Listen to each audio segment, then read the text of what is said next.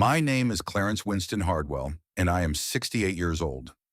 I have spent my entire life in the small town of Middletown, Tennessee, raising cattle and growing feed crops on my own ranch. I have been married to Vivian for 45 years, and we have an adult son, Colin, who is 42 years old, married to Priscilla, and works as a manager at a local bank. Our grandson, Bentley, just turned 19 and is in college. My wife and I live in an old house on the ranch, and our children have their own homes in town. Over the years, I have accumulated a decent fortune and earned the respect of my neighbors, although I have never sought fame or recognition. My ranch covers 800 acres of rolling hills, where about 200 head of Angus cattle graze. On the morning of September 10th, I got up at 5:30, as usual. The habit of getting up early had formed over decades of farm life, when the day begins with the first rays of the sun. Vivian was still asleep, snoring quietly under the blanket, her gray hair scattered across the pillow. I quietly got dressed in worn jeans and a plaid shirt, trying not to wake my wife, and went to the kitchen, where a thermos of strong coffee that Vivian had prepared the night before was waiting for me. She always took care of the little things that made life more comfortable. Half an hour later, my assistant Oswald Crispin drove up to the house in his old pickup truck. He is 45 years old and has been working for me for 8 years. He is a reliable and sensible man who knows a lot about animal husbandry.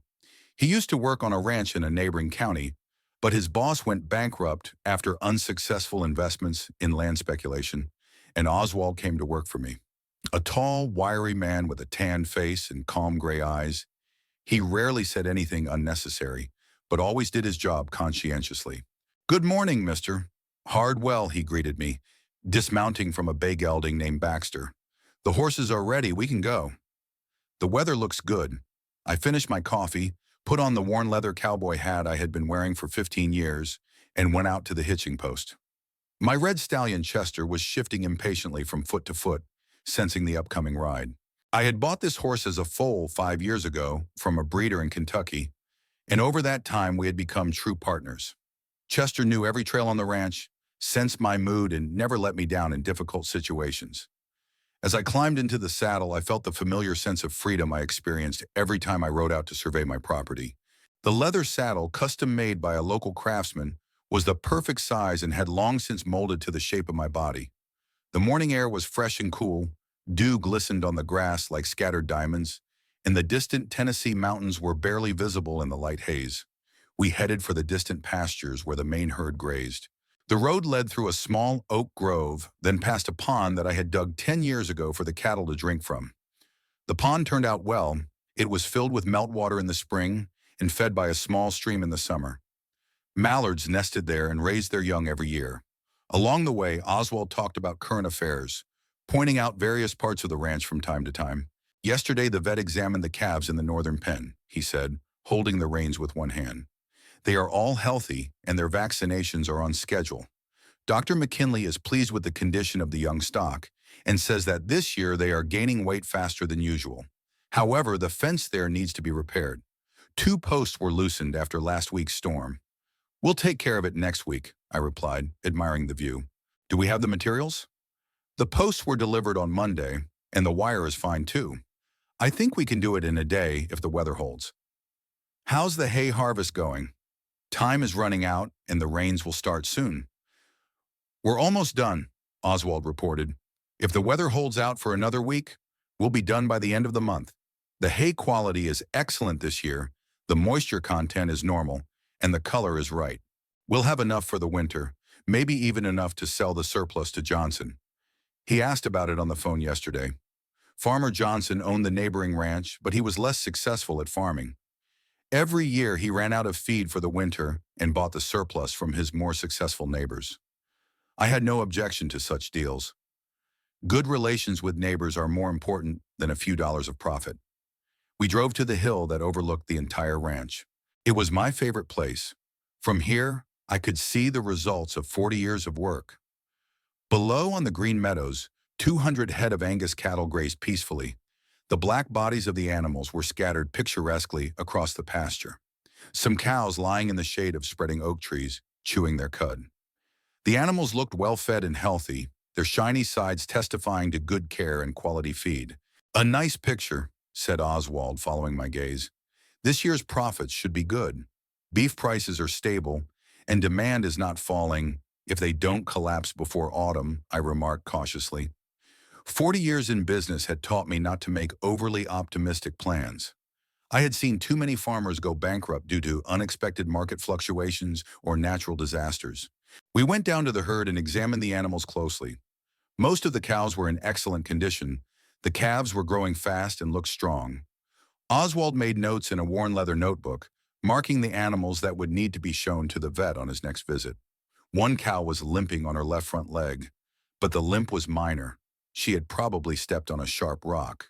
This one needs to be examined more closely, I said, pointing to the limping cow. I've already noticed, Oswald nodded. Tomorrow we'll put her in the pen and check her hoof.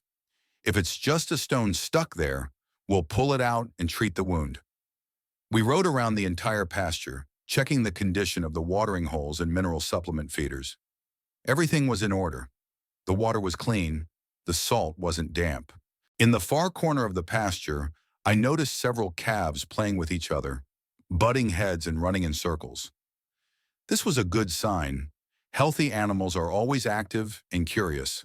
By 9:30 in the morning, we had finished our tour of the eastern section and headed for the western pastures, where the breeding bulls and young stock were kept. This area required special attention. Breeding animals were expensive, and any health problems could result in serious losses. 3 breeding bulls grazed separately from the main herd. Each was a purebred Angus with a pedigree, worth about $10,000 per head. The main bull, nicknamed Emperor, was a real beauty. Massive, muscular, with intelligent eyes and a calm disposition. He came from a famous Texas breeding farm and had already produced excellent offspring. Emperor has gained weight, Oswald noted. Apparently the new feed suits him. Good. How's Baron? He seemed sluggish yesterday. We drove closer to the second bull. Baron did indeed look less active than usual, but his appetite was normal. The animal was calmly grazing on grass. Maybe it's just the heat, Oswald suggested, but it's better to call the vet tomorrow to have him examined. I agreed. In my line of work, you can't risk the health of breeding animals. It's better to spend a little extra on a vet than to lose an expensive bull. By 10 in the morning, we had finished our tour of all the pastures and returned home. The sun was already high in the sky, and it was getting hot. The horses were covered in light sweat, and I decided it was time to go back. Chester was walking briskly, but I could tell he was tired. After all, we had spent more than 3 hours in the saddle. Vivian was already awake and making breakfast. Seeing us through the kitchen window, she waved from the porch. She was wearing a light, colorful dress that I had given her for her last birthday, her gray hair neatly styled. "How are things on the farm?" she asked when we entered the house and took off our shoes in the hallway. "Everything's fine," I replied, hanging my hat on a wooden hook next to the door. "The cattle are healthy. There's enough feed. Oswald, join us for breakfast." My assistant thanked her and sat down at the large oak table that had been in our kitchen for 20 years. Vivian served us eggs and bacon, fresh rolls she had baked that morning, homemade butter, and strong coffee. The smell of fresh baking filled the kitchen, creating an atmosphere of comfort and abundance. During the meal, we discussed our plans for the day. Oswald was going to repair an old tractor with a faulty engine and then check the condition of the equipment in the barn. I planned to sort through the papers that had accumulated in my office. I needed to prepare documents for the fall cattle sale and check the bills from feed and fertilizer suppliers. "By the way, Mr. Hardwell," Oswald said, finishing his coffee, "a representative from the meat processing plant in Nashville called yesterday. They're offering a good price for young cattle, but they want to sign a 3-year contract." "What price?" I asked with interest. 15% above market price, but with the condition of delivery strictly according to schedule and of a certain quality. It was an interesting offer. Long-term contracts provided stability, but limited freedom of maneuver. If market prices rise sharply, I will be bound by my obligations. "We'll think about it," I decided. "No need to rush with your answer." Around noon, Dr. Fitzpatrick's familiar white car pulled up to the house. Leland Fitzpatrick had been our family doctor for 20 years, a knowledgeable and experienced man who was respected throughout the neighborhood. He was 55 years old, tall, slightly overweight, with intelligent eyes behind gold-rimmed glasses. Every 6 months, he came for a routine checkup, which was especially important at my age. "Welcome, Doc." I greeted him as I stepped out onto the porch. "How are things in town?" "Hi, Clarence. Things are going well, no complaints. Although I am seeing more and more patients with diabetes, modern life is taking its toll. How are you feeling?" "No complaints, really. Just sometimes my lower back aches after a long ride, and my knees hurt in the morning. Age is catching up with me." The doctor opened his worn leather bag, which he had been carrying around for many years, and took out his stethoscope. "Well, let's see what's going on inside you." "Let's go inside. I need to examine you properly." The examination took place in the bedroom, on the bed that Vivian and I had bought in our first year of marriage. Fitzpatrick listened carefully to my heart and lungs, made me breathe deeply, hold my breath, and cough. Then he checked my blood pressure with an old mechanical sphygmomanometer, felt my stomach, and checked my reflexes with a rubber hammer. Vivian paced nervously in the hallway, even though these procedures had been repeated regularly for many years. "Your heart is ticking like a Swiss watch," said the doctor, putting his stethoscope away in his bag. "The rhythm is steady, no murmurs.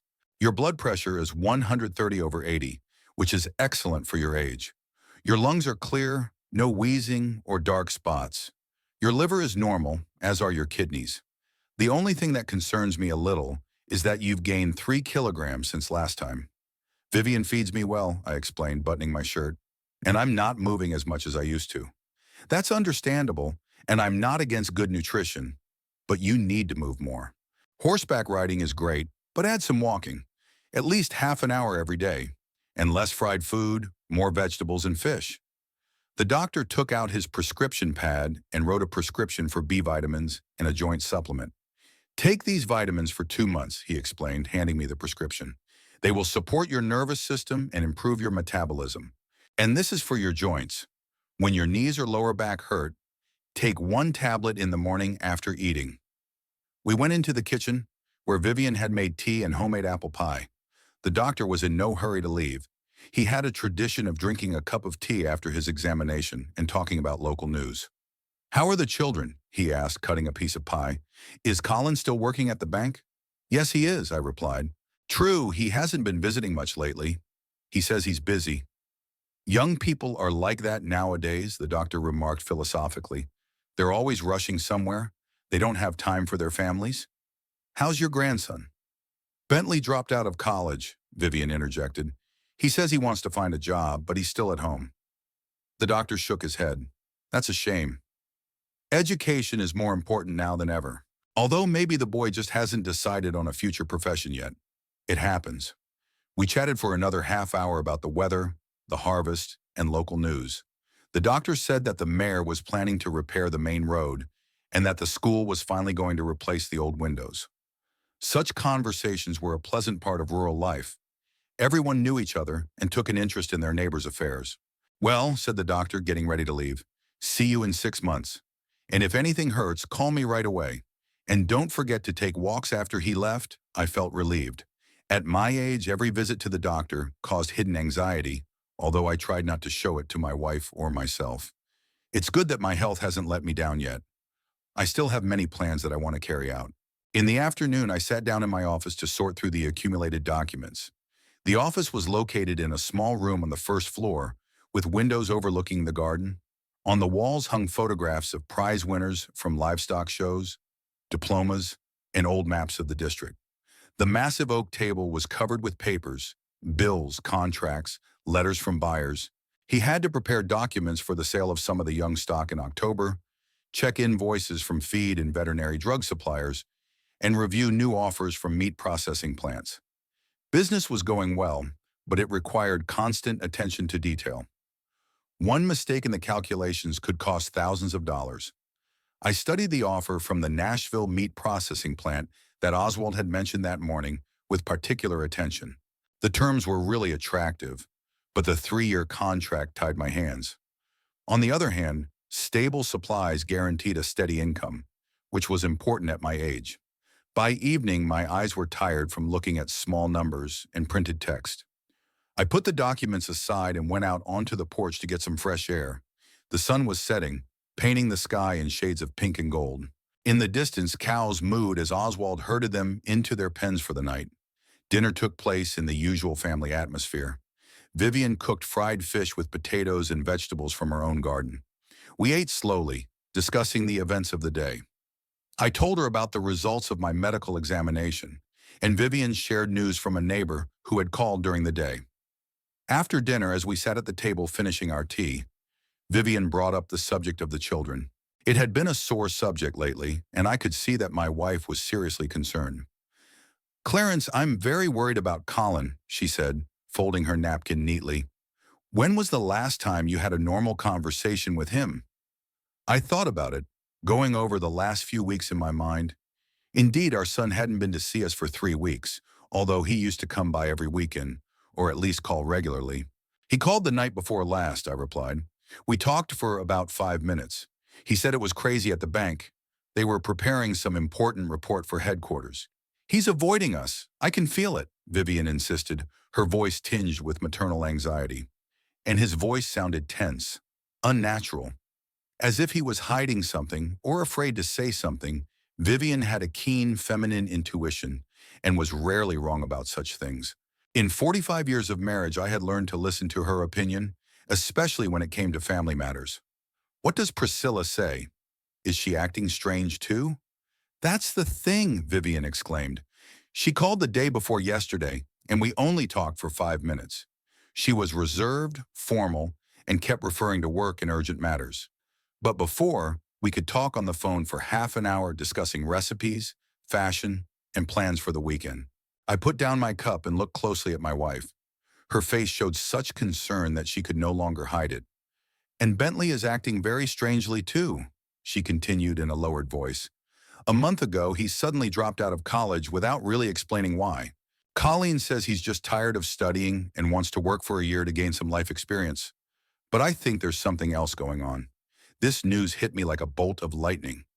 I was just now learning that my grandson had dropped out of school, and it came as a complete surprise. "Why didn't you tell me anything before?" "A whole month has passed. Colin specifically asked me not to worry you unnecessarily," Vivian explained. "He said he would deal with his son himself and persuade him to return to his studies. He promised that everything would be settled by the beginning of the next semester. But a month has passed, and there has been no progress." I got up from the table and began pacing around the kitchen, thinking about what I had heard. Bentley had always been a capable and responsible guy, did well in school, participated in sports competitions, and had no trouble getting into college to study economics. His sudden decision to drop out seemed completely illogical and disturbing. "I need to have a serious talk with them," I decided firmly.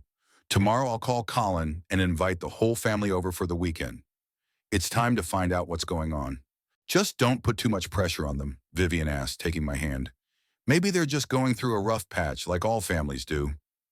Remember, we had difficult times too." We finished dinner in heavy silence. Vivian quietly cleared the table, and I went out onto the porch and settled into an old wicker rocking chair that I had bought 20 years ago. The evening was unusually quiet and peaceful, with cows mooing in the distance, cicadas chirping in the grass, and a light breeze rustling the leaves of century-old oak trees. Usually these familiar sounds calmed me and put me in a philosophical mood, but today my thoughts were completely occupied with family problems. In over 40 years of fatherhood, Colin and I had, of course, had our disagreements and misunderstandings, but nothing really serious. He grew up to be an obedient and diligent boy, did well in school, and helped out on the farm, although he was never particularly attracted to the ranch. After graduating from high school, he enrolled in the business administration department at university and graduated with good grades. However, he had no interest in cattle breeding and agriculture. He preferred city life, office work, and business suits. I did not insist that he continue the family business, understanding that everyone should be free to choose their own path in life. The next morning, I woke up with the firm intention of finding out what was going on in the family. After breakfast, I called Colin at work, but his secretary said he was on a business trip and would not be back until lunchtime. I had to wait until the evening. Around 6 o'clock, I finally got through to my son at home. His voice did sound tense, just as Vivian had warned. "Hi, Dad," he said rather curtly. What's wrong? Nothing in particular. We just haven't seen each other in a long time. Maybe you could come over for dinner tomorrow. Mom misses her grandson. There was a pause that seemed suspiciously long to me. Tomorrow is Saturday. We had plans. Okay, fine. We'll come around 7 if you don't mind. Of course I don't mind. Mom will make something delicious. After the conversation, I was left with a strange feeling. Colin used to always be happy about invitations, asking about business, joking around. Today he spoke like a man performing an unpleasant duty. Saturday was sunny and warm. Vivian had been busy in the kitchen since morning, preparing her son and grandson's favorite dishes. She baked chicken with potatoes, made apple pie, and cooked vegetable soup. I could see that she was just as nervous as I was, even though she was trying not to show it. Maybe I'm worrying for nothing, she said, stirring the soup. Maybe they're just going through a difficult period at work. We'll see, I replied. But my intuition told me that it wasn't about work problems. Colin arrived at 7 o'clock sharp, as promised. Priscilla and Bentley were with him. I went out to meet them on the porch and immediately noticed the changes. My son looked tired, with dark circles under his eyes that hadn't been there before.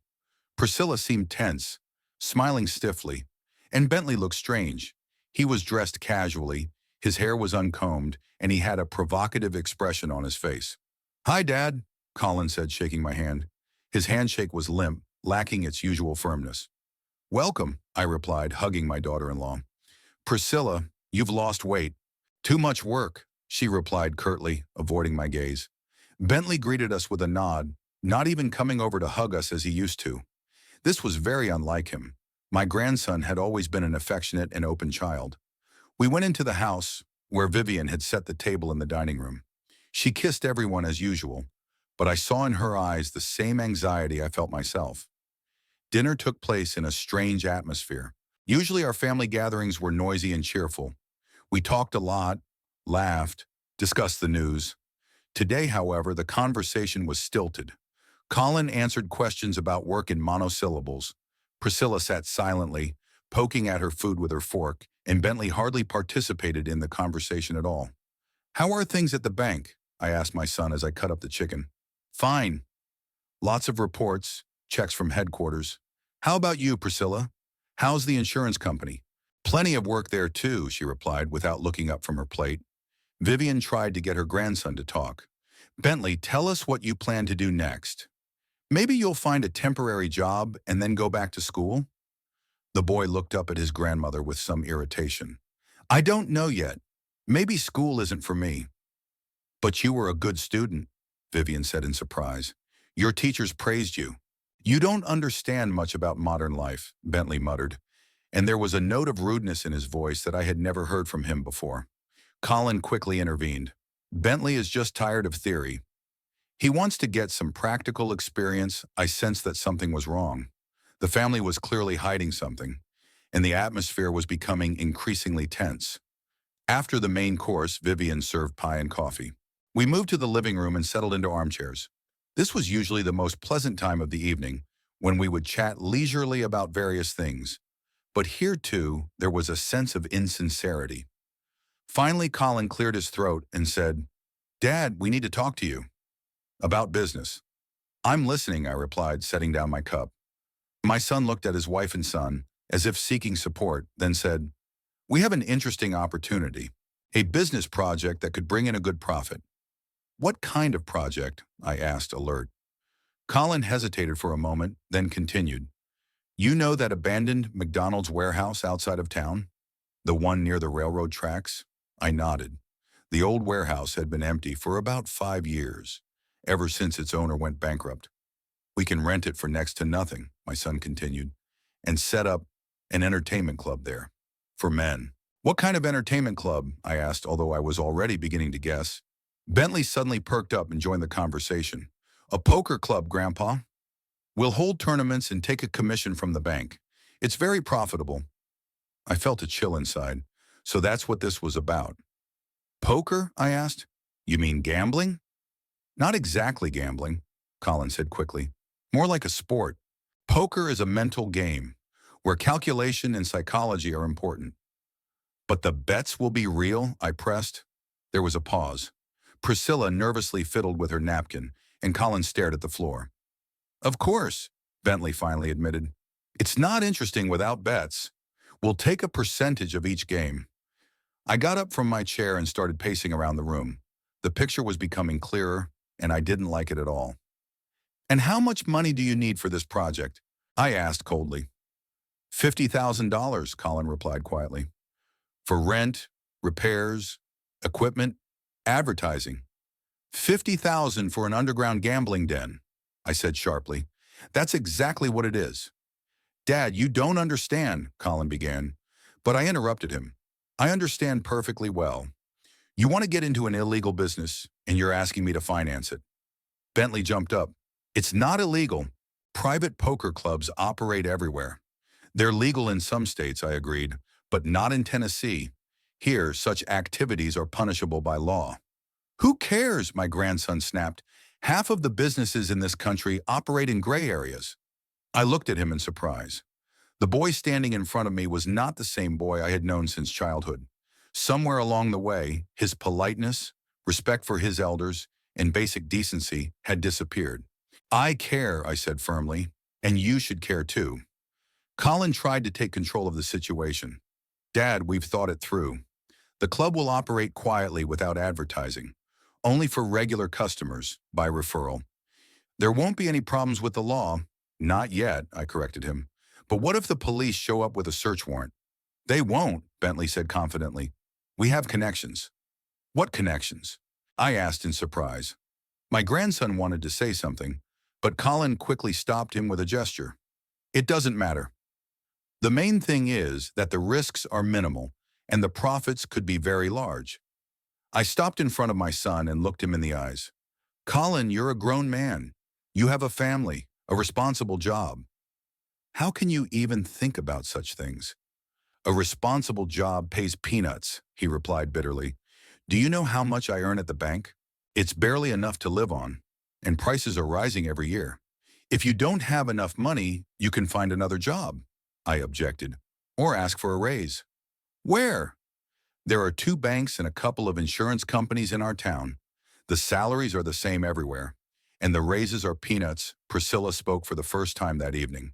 Clarence, you don't understand how hard it is for young people these days. Mortgages, loans, Bentley's expenses. We're barely making ends meet. Then you need to review your expenses, I said. Not get involved in shady deals.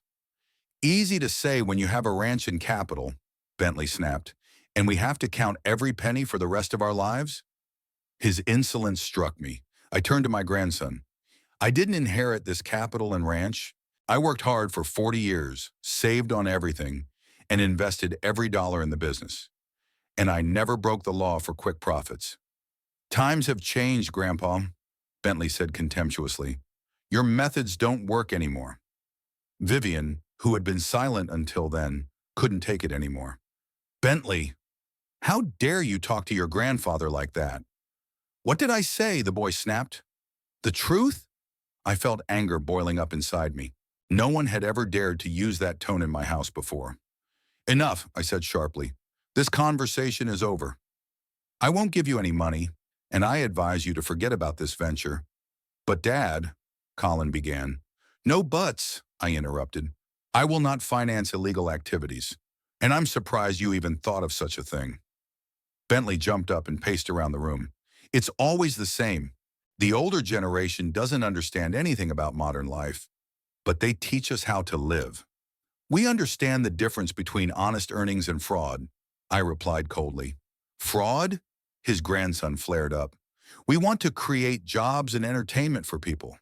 You want to profit from human weaknesses, I said, and don't cover it up with pretty words. Colin tried again. Dad, we're not asking for money as a gift. It's a loan. We'll pay it back with interest. From the proceeds of illegal activities, I asked. No, thank you. Then we'll find the money somewhere else, Bentley declared. Where? I asked. There was another pause. Colin and Priscilla exchanged glances. That's our business, my son finally said.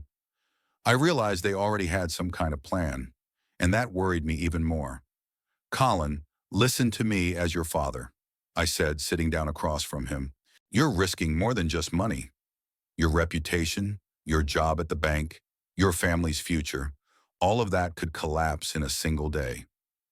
Or on the contrary, we'll finally get out of poverty, he replied stubbornly. What poverty? I asked in surprise. You have a house, cars, jobs. The house is mortgaged. The cars are on credit, Priscilla said gloomily. We live from paycheck to paycheck. Like most people, I objected. That's no reason to break the law. Bentley intervened again. What if we don't agree to live like most people? What if we want more? Then you need to work harder, study harder, develop yourself, I replied, not look for easy ways out. Easy ways out? Snorted the grandson. Do you have any idea how much effort it takes to set up a business like this? I do. And I know how it can end. Colin stood up from his chair.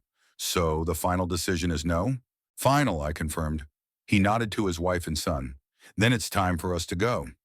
Colin, don't leave in a quarrel, Vivian asked, and talk calmly.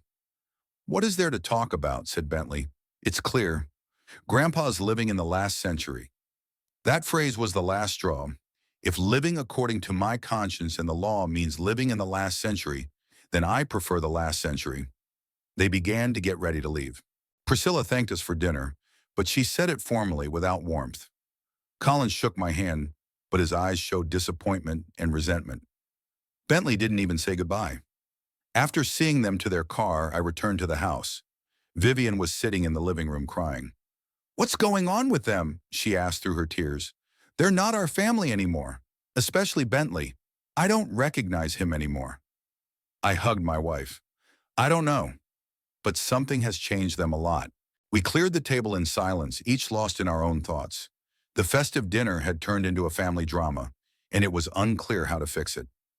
Around 10 o'clock in the evening, a car pulled up to the house. I looked out the window and saw that it was Thatcher Mayfield, my old friend. He is 70 years old, once served as county sheriff, and is now retired. He is a wise and experienced man who can always be consulted. Good evening, he greeted us as he climbed the porch steps. I saw you had guests. Am I interrupting? Not at all. I needed to talk. We sat down on the porch. Thatcher lit his pipe, something he only did during serious conversations. Judging by the look on your face, the meeting didn't go very well, he remarked. I told him about the conversation with my family, without hiding any details. Thatcher listened silently, nodding occasionally. So, the poker club, he said when I finished.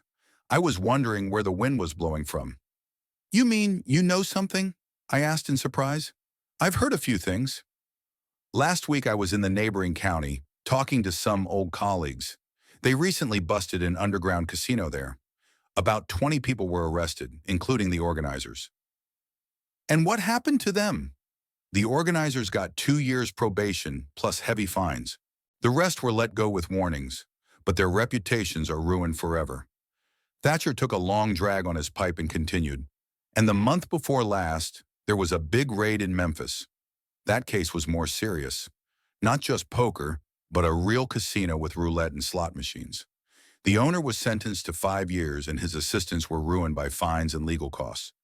Collins said they have connections, I said. Connections are connections, but the law is the law, Thatcher remarked philosophically. Besides, there's a lot of money involved in gambling, and where there's a lot of money, sooner or later, there are big problems. He paused, looking at the stars, then added, You did the right thing by refusing. An elderly person shouldn't get involved in such matters. In fact, no one should. But they'll find the money somewhere else, I said anxiously. Perhaps. Then they'll have to learn from their mistakes. We sat on the porch until midnight, discussing the situation. Thatcher told a few more stories about how similar ventures had ended. None of the stories had a happy ending. The saddest thing is that young people often get involved in such things, thinking they found a way to get rich quick, he said as he left. And in the end, they ruin their lives. After he left, I couldn't sleep for a long time. Thoughts about my family were spinning in my head, about what could have changed my loved ones so much. I was especially worried about Bentley. His behavior was completely out of character. It was as if someone had replaced the well-mannered boy with a rude and greedy teenager. Vivian was breathing quietly next to me, but I knew she wasn't asleep either. She sighed and tossed and turned from time to time. That evening was a turning point in our family relationships. and it was completely unclear what would happen next. A week had passed since the unpleasant conversation with the family. Vivian and I hardly discussed what had happened, but I could see that my wife was just as upset as I was. She became distracted, often lost in thought while doing everyday tasks, and in the evenings she would sit by the window for a long time, staring at the road. It was as if she was waiting for Colin and his family to arrive and for everything to work out on its own. I also felt uneasy. The farm work went on as usual, but my thoughts kept returning to family problems. I was particularly concerned that Colin and Bentley spoke so confidently about the possibility of finding money elsewhere. Where did they get such confidence? And what were they willing to risk for their dubious venture? On Tuesday morning, I rode around the pastures with Oswald as usual.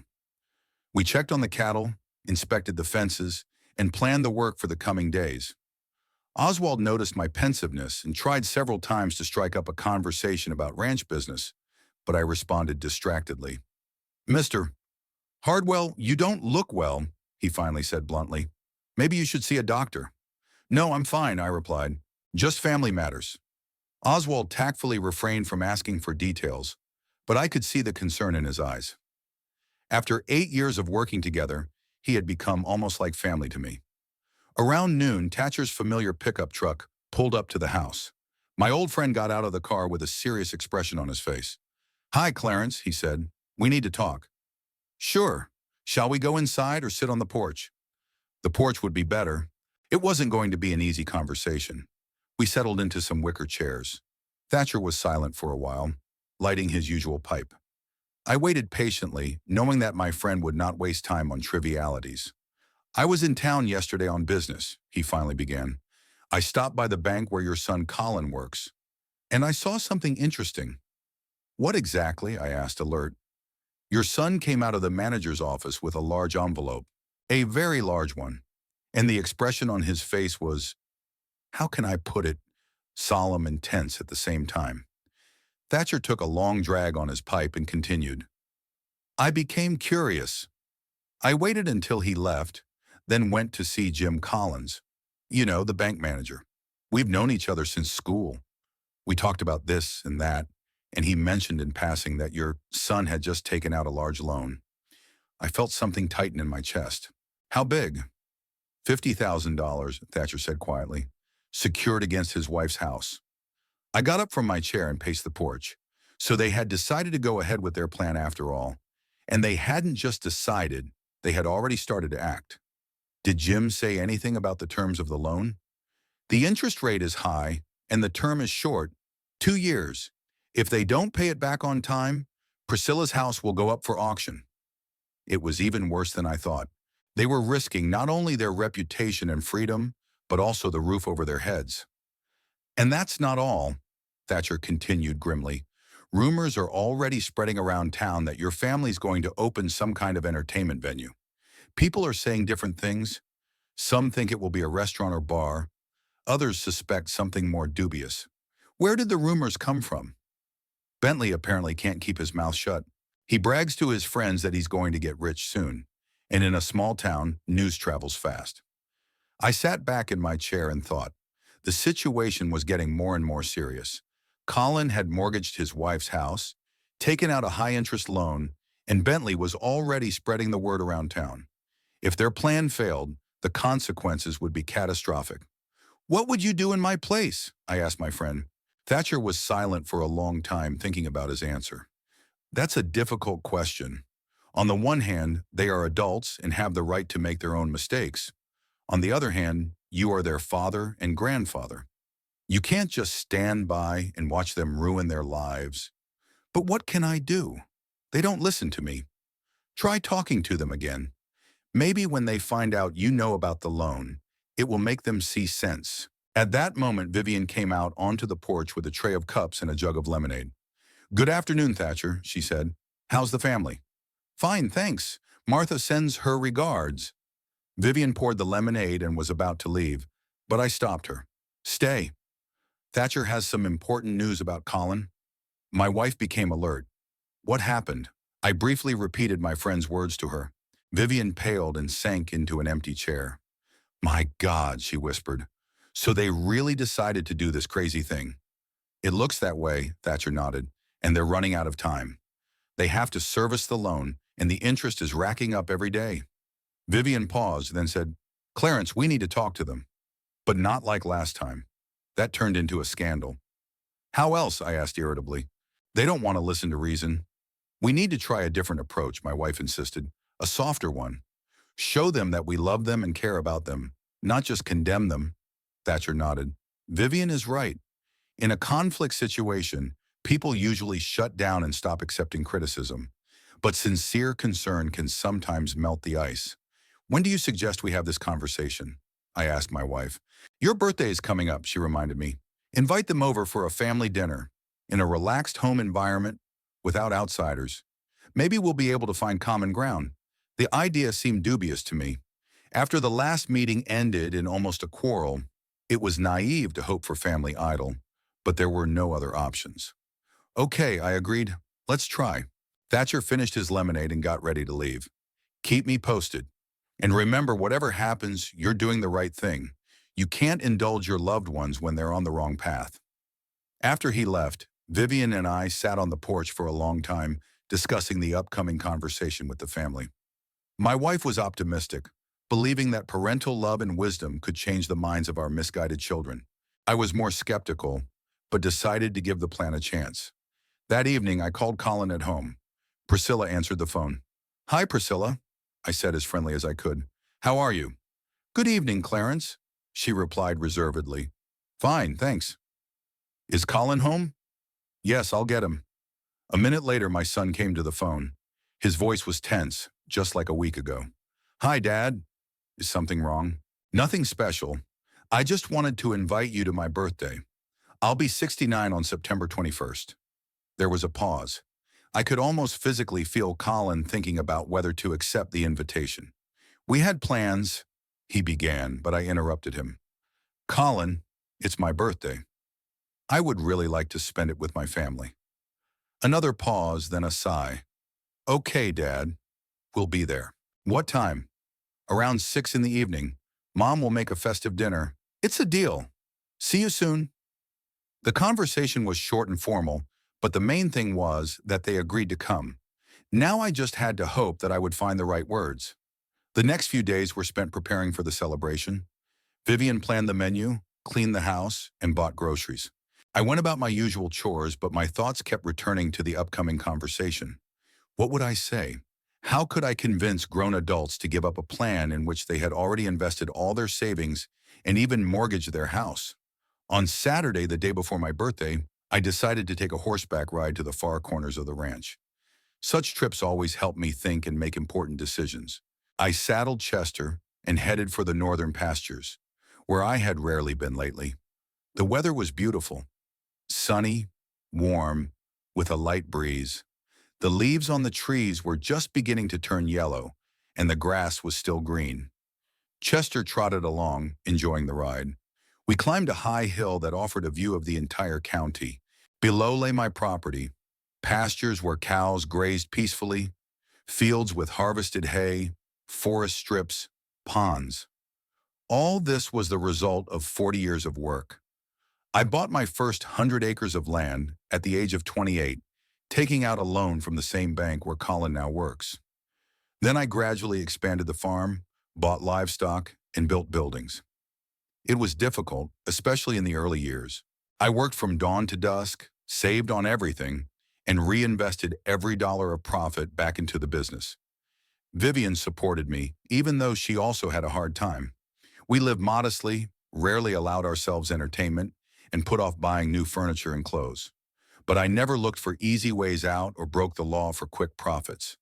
Honesty and hard work are what helped me succeed. And now my own son is willing to jeopardize all of that for a dubious venture. Chester rode down the hill and headed for the old oak tree, where I like to rest on hot days. The tree was huge, probably over 100 years old. Its broad crown provided thick shade, and its thick trunk served as a comfortable backrest. I dismounted and sat down under the oak tree, letting my horse graze on the grass. I needed to think about tomorrow's conversation. Thatcher and Vivian advised a gentle approach. But would it work? When I see people close to me doing something foolish, it's hard to control my emotions. On the other hand, harshness had not helped. Perhaps it was worth trying a different tactic. Not criticizing their plan, but trying to understand their motives. To find out what exactly made them take such a risk. Maybe their financial problems were more serious than I thought. But even if that was the case, did it justify breaking the law? Bentley's behavior was particularly disturbing. He used to be a polite and respectful boy, but now he had become insolent and greedy. What could have caused such a change? Chester came up to me and whinnied softly as if sensing my mood. I stroked his neck. Horses have always been better at calming people than humans. What should I do, old friend? I asked the horse. What about my family? Chester snorted and shook his head, as if he didn't know the answer to that question either. We spent more than an hour under the oak tree. I thought about the past and the future, about whether I had raised my son right, whether I had missed something important. Colin grew up in comfort, attended a good school, and went to university. He didn't have the difficulties I faced in my youth. Maybe that was the problem? Did his easy life teach him not to appreciate honestly earned money? And Bentley grew up in complete comfort. His grandparents spoiled him, and his parents never denied him anything reasonable. Where did this greed and contempt for his elders come from? By evening, I returned home without a definitive plan of action, but with a firm intention to try to save my family from disaster. Tomorrow there would be an important conversation that could determine the fate of all of us. Vivian met me on the porch. So have you figured out what you're going to say? I'll play it by ear, I replied. The main thing is to stay calm and find out what's driving them. I'll make all their favorite dishes, my wife said. Good food is conducive to peaceful conversation. I hugged Vivian and kissed her on the forehead. In 45 years of marriage, she had never once reproached me for making the wrong decisions, always supporting and helping me. Now her support was especially important. Whatever happens tomorrow, know that we are doing the right thing, I said. Of course we are, she agreed. Now go wash up, dinner's ready. We spent the evening quietly, each thinking about the day ahead. I looked through old photos. Colin as a child, his wedding, Bentley's birth, family holidays. In all the pictures, people were smiling, hugging, looking happy. When did everything change? And can we get back what we had before? Before going to bed, I went out onto the porch to get some fresh air. The night was starry and quiet. At times like this, I usually felt peace of mind, but today I couldn't shake my anxiety. Tomorrow would be my 69th birthday, and it should have been a joyful day. But instead of celebrating, I was facing a difficult family conversation, the outcome of which was impossible to predict. I stood on the porch for a long time, looking at the stars and thinking about life. How many trials I had to go through, how many problems I had to solve. But family conflicts were always the most painful. You can cope with drought, falling livestock prices, broken equipment, but when relationships with loved ones fall apart, it hurts right in the heart. Finally, I went into the house and went to bed. Tomorrow would be a new day, and I needed to face it with a clear head and a strong will. Whatever happened at the family dinner, I would do everything I could to restore peace to our family.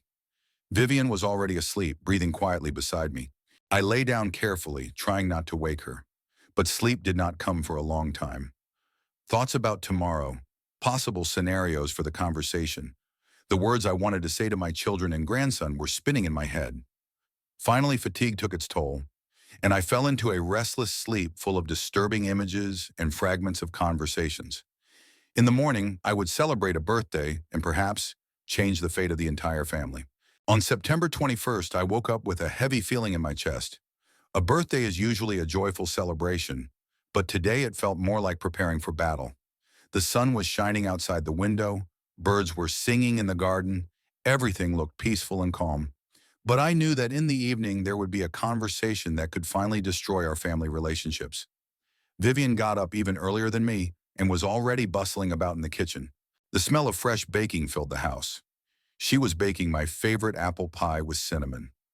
On the table were the ingredients for a festive dinner: young beef, which she was going to roast with herbs, fresh vegetables from our garden, and potatoes that we had dug up last week. "Happy birthday, dear," she said, hugging me. "I wish you health and family happiness." "Thank you," I replied, kissing her on the cheek. "I'm just afraid that family happiness is in serious doubt today." "Don't think about that in the morning," Vivian asked. "Today is your holiday."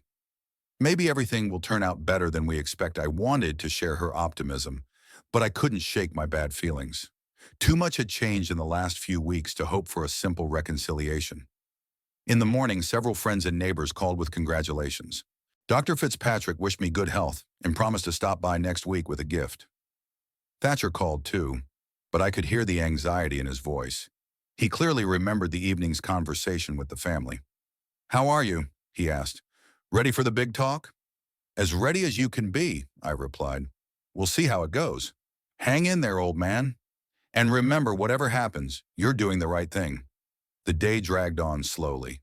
I tried to go about my usual business. I checked on the livestock, talked to Oswald about plans for the coming week, and sorted through the mail. But my thoughts kept returning to the evening ahead. Oswald noticed my state of mind. "Mr. Hardwell, it's your birthday today, but you look like you're going to a funeral." "Maybe I am," I replied gloomily. "The funeral of family peace." He didn't ask for details, but he wished me luck and gave me a bottle of good whiskey that he had saved for the occasion. By evening, Vivian had set the table in the dining room. A white tablecloth, the best tableware, candles and silver candlesticks. Everything as it should be for a family celebration. In the center of the table was a roast beef, accompanied by side dishes, salads, and fresh bread. Everything looked festive and appetizing. "Maybe good food will help create a peaceful atmosphere," said my wife, smoothing out the folds of the tablecloth. "I hope so," I replied, although I had my doubts. At exactly 6 o'clock in the evening, Colin's car pulled up to the house. I looked out the window and saw that all three of them had arrived. My son, daughter-in-law, and grandson. They got out of the car slowly, as if they were going to an unpleasant procedure. Colin was wearing a dark suit, Priscilla was wearing a formal dress, and Bentley had put on a clean shirt, but his jeans were still wrinkled. I went out to meet them on the porch, trying to smile as naturally as possible. "Welcome. I'm glad you were able to come. Happy birthday, Dad," Colin said, shaking my hand. His gaze was wary. Priscilla gave me a box of chocolates and kissed me on the cheek. "Congratulations, Clarence." "I wish you good health," Bentley muttered through clenched teeth. "Happy birthday, Grandpa." His tone was so cold that Vivian, who had come out to greet the guests, raised her eyebrows in surprise. We went into the house and sat down at the festive table. Vivian poured wine, a good red that we had been saving for special occasions. I made a short toast. "Thank you for coming. May this evening be filled with peace and understanding." We drank, but the atmosphere remained tense. Colin and Priscilla answered questions in monosyllables, and Bentley hardly participated in the conversation at all. He ate in silence, occasionally glancing at me strangely. "How's work?" I asked my son. "Same as usual. Lots of paperwork." "What about you, Priscilla?" "Same as usual. There are always a lot of insurance claims in the fall." The conversation was awkward. Vivian tried to liven things up by asking about plans for the weekend and everyone's health, but she got the same curt answers. Finally, I decided it was time to get to the main issue. There was no point in pretending that everything was fine. "Colin," I said, putting down my fork, "I heard that you took out a large loan from the bank last week." There was a silence. My son froze with a piece of meat on his fork. Priscilla turned pale, and Bentley looked up at me defiantly. "Who told you?" asked Colin after a pause. "It doesn't matter who. What matters is that it's true. $50,000 against the security of Priscilla's house." Colin put down his fork and sighed. "Yes, it's true. So you've decided to go ahead with this establishment?" "Poker club," Bentley clarified. "Call it what it is." "Okay, a poker club," I agreed. "And you understand what you're getting into?" Colin sat up straight in his chair. "Dad, we're adults. We have the right to make our own decisions." "Of course you do. But you don't have the right to risk the home your family lives in." "We're not taking a risk," Bentley interjected. "We're investing in a profitable business." "An illegal business," I corrected him. "All businesses were illegal at one time," my grandson declared. "Then they were legalized." His audacity struck me. I looked at Colin. "And you share your son's opinion?" Colin paused, then replied, "Dad, you don't understand our situation. My salary at the bank is barely enough to live on. Priscilla doesn't earn much either, and our expenses are growing every year." "Then find another job," I suggested, "or move to a bigger city where salaries are higher. Easy to say, Priscilla smiled bitterly. Who's going to buy our house? In a small town, real estate takes years to sell. But now you've mortgaged that house for a dubious venture, I pointed out. Not dubious, but profitable, Bentley insisted. We've calculated everything. In 6 months, we'll recoup our investment, and in a year, we'll double our capital. Vivian, who had been silent until then, couldn't take it anymore. Bentley, how can you be so confident? You're still a child. You don't understand anything about business. A child, my grandson flared up. I'm 19 years old, and I understand more about modern life than all of you put together. Don't you dare talk to your grandmother like that, I said sharply. What did I say? The truth? Colin tried to calm the situation down. Bentley, behave yourself. We're guests here. Guests? The boy snorted. This is our family. Or was a family until Grandpa decided to lecture us on morality. I felt anger boiling up inside me, but I tried to remain calm. Bentley, I'm not lecturing you. I'm just worried about you. Worried? My grandson sneered. Or do you just not want us to get rich and stop depending on you? Those words hit me like a slap in the face. I stood up from the table. What did you say? What I think, Bentley replied insolently. You like being the head of the family, giving advice, deciding who is worthy of help and who is not. And if we become independent, you will lose your power over us. Vivian clapped her hands. My God, Bentley! How can you say such things? It's very simple, replied the boy. I'm telling the truth that you don't want to hear. Colin finally intervened. Bentley, that's enough. You're going too far. No, let him speak, I said in an icy tone. Let him say everything he thinks about Grandpa. Bentley stood up and looked me in the eye. You want to know what I think? I think you're an old, stubborn man who lives in the past. The world has changed and you don't understand that. Your principles are 50 years out of date. Bentley, Priscilla exclaimed. But her grandson didn't stop. And you know what, Grandpa? Soon you'll be gone, and we'll all be much better off. These words rang out like a gunshot in the silence of the dining room. Vivian gasped and pressed her hand to her chest. Priscilla turned pale as chalk. Even Colin opened his mouth in surprise. I felt something break inside me. Not anger, not resentment, just a cold emptiness. The grandson I loved, whom I bought toys for, whom I taught to ride horses, had just wished me dead. Colin, I said quietly, will you stop your son? Will you demand an apology? There was a long pause.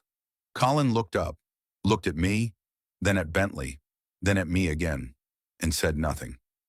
That silence spoke louder than any words. My son did not condemn his grandson's words. Perhaps he felt the same way, but did not dare to say so out loud. I see, I said. So you both feel that way. Dad, that's not true, Colin protested weakly. Bentley just got excited. I didn't get excited, my grandson snapped. I said what I've wanted to say for a long time. I walked over to Bentley and looked him in the eyes.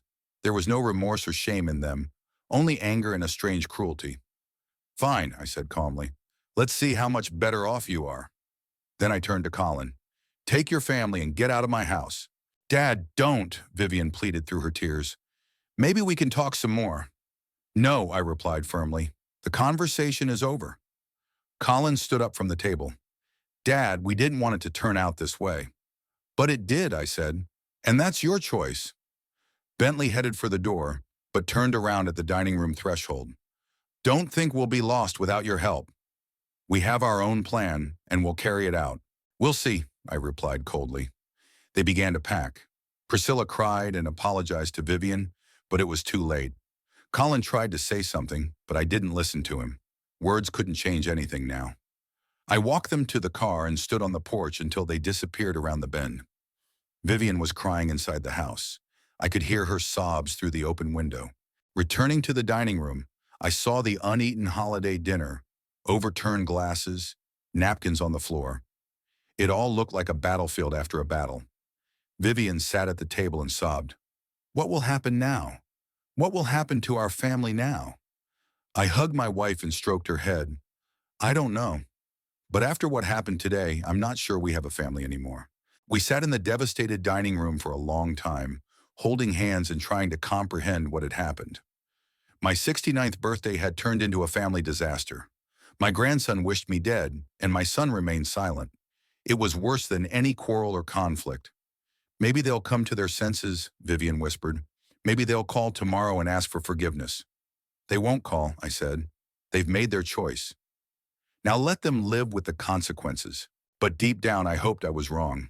That tomorrow or the day after, Colleen would call, apologize for her son and herself, and ask for another chance. That family is more important than money and ambition. However, the phone remained silent. And in that silence, I heard the final verdict on our relationship. As I cleared the remains of the holiday dinner from the table, I thought about how I now truly had no family. All I had was a wife who loved me and supported me in everything.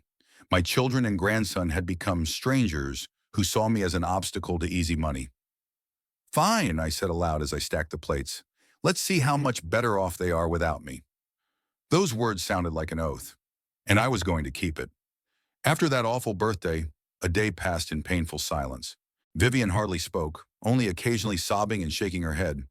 I went about my usual household chores, but my thoughts kept returning to my grandson's words. Soon you'll be gone, and we'll all be much better off. That phrase played over and over in my head like a broken record. On the morning of September 23rd, I made a decision. Sitting in my office, staring at the phone, I realized that I couldn't just stand by and watch my family self-destruct. If Colleen and Bentley were determined to ruin their lives, that was their choice. But I didn't have to stand by and watch them break the law in my hometown. I picked up the phone and dialed the City Hall number. The secretary connected me to Gerald Watson, who had been mayor of Midtown for 12 years. We had known each other since we were young, having gone to school together, although our relationship could hardly be called a friendship. "Hello, Clarence," the mayor greeted me. "How are you? I heard it was your birthday yesterday. Congratulations." "Thanks, Gerald. I'm calling about business. I need to talk confidentially." "I'm listening." "What is it?" I took a deep breath. "I've received information that an underground gambling establishment is planned to open in the city. A poker club in the old McDonald's warehouse." There was a pause. "Where did you get this information?" the mayor asked cautiously. "From a reliable source. I can't give you any details, but the information is accurate." "I see. What do you want from me?" "I want the police to keep an eye on that warehouse, to check it out when it starts operating." Another pause. Gerald was thinking about what he had heard. "Clarence, I have a strange feeling that people you know personally are involved in this matter." The mayor had always been a perceptive man. I didn't deny it. "Perhaps. But the law's the law. Of course. I'll pass the information on to Sheriff Thompson. He'll take the necessary measures." "Thank you." "Clarence," the mayor said before hanging up, "I hope you understand what you're doing." "I understand," I replied and hung up. It was difficult. In fact, I was setting up my own son and grandson. But after yesterday's conversation, it became clear that they were no longer my family. And if they weren't family, then they were just citizens about to break the law. Vivian entered the office with a cup of coffee. "Who were you talking to?" "The mayor." "About what?" she asked, although she probably guessed. "About Colin and Bentley's poker club." My wife put the cup on the table and looked at me in horror. "Clarence, what have you done?" "What I had to do," I replied firmly. "They chose their path. Let them follow it to the end. But they're your son, your grandson, who made it clear yesterday that they don't need me. What's more, they'll be better off without me." Vivian began to cry. "Maybe it's not too late to fix things. Call the mayor and tell him you've changed your mind." "It's too late," I said. "Too much has changed." The next 2 days passed quietly. I waited for developments, wondering how quickly the police would respond to my information. Vivian was gloomy and hardly spoke. Oswald also noticed the change in our mood, but tactfully did not ask any questions. The answer came on the third day, September 25th in the afternoon. I was sitting on the porch reading the newspaper when I heard the roar of an engine. Colin's car pulled up to the house at high speed. His son and grandson jumped out. Both were furious. "You!" Bentley shouted without even saying hello. "You ratted us out." Colin looked just as angry. "Dad, how could you?" I put down the newspaper and looked at them calmly. "What are you talking about?" "Don't pretend," Bentley flared up. This morning, the police raided the warehouse. They arrested 2 of our partners and confiscated the equipment. I see, I said. And what about you? We weren't there, Colin replied grimly. But now all the money is gone. $50,000. Vivian looked out of the house when she heard the shouting. Seeing the angry guests, she backed away in fear. How could you betray your own family? Bentley continued to shout. You've ruined us. I haven't ruined anyone, I replied calmly. I just informed the authorities about a planned violation of the law. Colin stepped forward. Do you realize that we've lost our house now? We have to pay the mortgage, but we don't have the money. I understand, but it was your choice and your consequences. Bentley was beside himself with rage. We will never forgive you for this. Never. You don't have to, I replied. After what you said at the birthday party, we're even. My grandson suddenly rushed onto the porch and punched the table where my newspaper was lying. The table tipped over, and the newspaper scattered across the floor. Bentley, Colin shouted, stop! But the boy didn't listen. He grabbed a flower pot that was standing by the porch railing and threw it on the floor. The pot broke, and soil scattered across the boards. Do you think we'll just give up? He shouted. You're wrong. I got up from my chair. Get off my property. Now, and if we don't? Bentley asked defiantly. Instead of answering, I went into the house and took a hunting rifle from the wall. Returning to the porch, I cocked it, showing that it was loaded. This is what will happen if you don't leave, I said coldly. Colin grabbed his son by the arm. Bentley, let's go.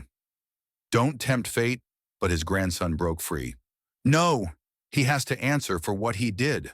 Bentley rushed into the house. I tried to stop him, but he was faster and stronger. In the hallway, he knocked over a coat rack, and in the living room, he threw several books from the shelf onto the floor. Bentley, stop it, Colin shouted, but his son didn't listen. My grandson burst into the dining room and began smashing everything in sight. He knocked over chairs and swept the dishes Vivian had prepared for dinner off the table. The plates shattered with a loud clatter. Vivian stood in the corner and cried, Stop him! Stop him! I pointed the gun at Bentley. Enough! One more step and I'll shoot. My grandson stopped and looked at me with hatred. Shoot your own flesh and blood? You wouldn't dare. Try me, I said, cocking the trigger. At that moment, Oswald and 2 other ranch workers entered the house. Hearing the noise and shouting, they came to help. Mr. Hardwell, what's going on?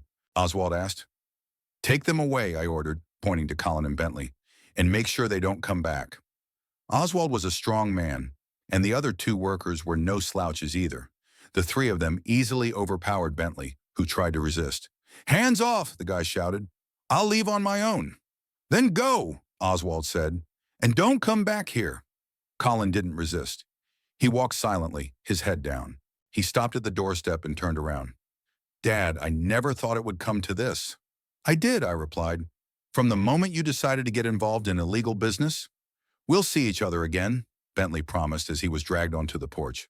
I don't think so, I said. Oswald and the workers escorted them to the car and made sure they left.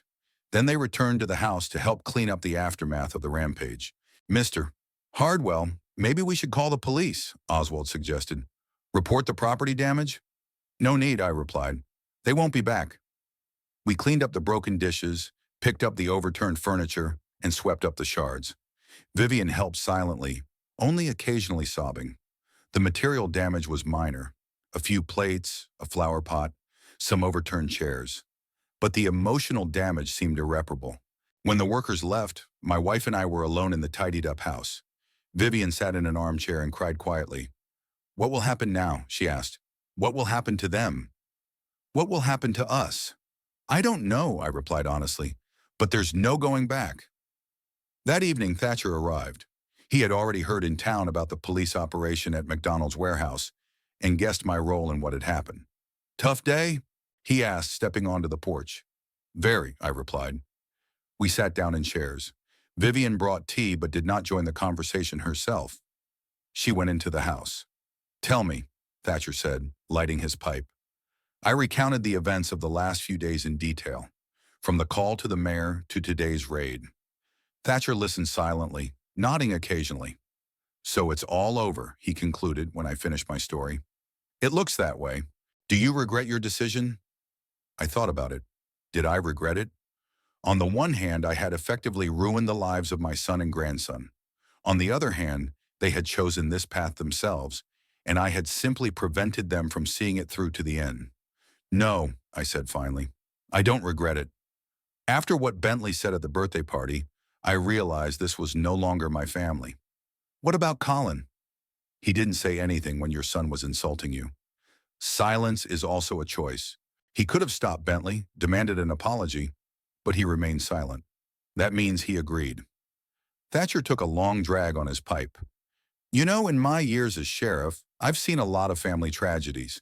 Money really changes people, sometimes beyond recognition. It's not just about money, I objected. It's about principles, about what you're willing to do for profit and what you're not. You're right, and you did the right thing, although you paid a high price. We sat on the porch until late at night, discussing what had happened. Thatcher said that rumors about the Hardwell family conflict were already circulating in town. Some people condemned me for being cruel to my relatives, while others praised me for my integrity. What are they saying about Colin and Bentley? I asked. All sorts of things. Many people think they are to blame for what happened. Planning an illegal business in a small town is not the smartest idea. What will happen to them now? Colin will lose his job at the bank. Management won't tolerate an employee involved in gambling. They'll probably have to sell their house to pay off the loan. The family is in for some tough times, I nodded. That was to be expected. Reputation in a small town is a fragile thing. One wrong move can destroy the results of years of hard work. What about Bentley? He's young. It's easier for him to start over, but his character has been ruined. If he doesn't change, he's in for big trouble. We talked about the future, about how to move on. Thatcher advised me not to shut myself off, to keep in touch with friends and neighbors. Vivian is having a hard time coping with the family breakup and needs support. Maybe they'll come to their senses in time, Thatcher said before leaving. They'll realize their mistakes and ask for forgiveness. I don't think so, I replied. Too much has been said, too much has been done. Some things cannot be forgotten. What if they do apologize? I thought about it. Would I forgive them? Could I forget Bentley's words, Colin's silence, today's destruction? I don't know, I replied honestly. Forgiveness is one thing, but trust is much harder to restore. After Thatcher left, I sat alone on the porch for a long time. The night was quiet and cool, the stars shining brightly in the cloudless sky. Somewhere cows mooed and tree leaves rustled. The familiar sounds were soothing, but they couldn't completely drown out the pain in my soul. Vivian came out onto the porch in her bathrobe. Are you going to bed? Soon, I replied. She sat down in the chair next to me. What are you thinking about? About family, about what was left of it. I'm still here, my wife said quietly, and I'll always be with you. I took her hand. I know. And that's what matters most. We sat in silence, holding hands and looking at the stars. In 45 years of marriage, we had been through a lot, joys and sorrows, successes and failures. But the family breakup was the hardest test. Clarence, Vivian said, what if they really do ask for forgiveness? Then we'll talk, I replied, but they have to admit their mistakes, not just ask for forgiveness, but understand that they did wrong. What if they don't understand? Then we'll move on without them. We have friends. We have the work I've dedicated my life to. That's enough. But deep down, I hope that someday the family would reunite, that Colleen and Bentley would realize their mistakes and come back. As long as that hope lives, there is a chance for reconciliation. However, days, weeks, and months passed. The phone remained silent. Colin and his family seemed to have vanished into thin air. Sometimes I heard bits and pieces of news, that they had sold the house, that Colin had left to look for work in another city, but there was no direct contact. And gradually I began to understand that the family had truly broken up for good, that my choice between the law and blood ties had destroyed what had been built over decades. Was I right? Time will tell. But there was no turning back.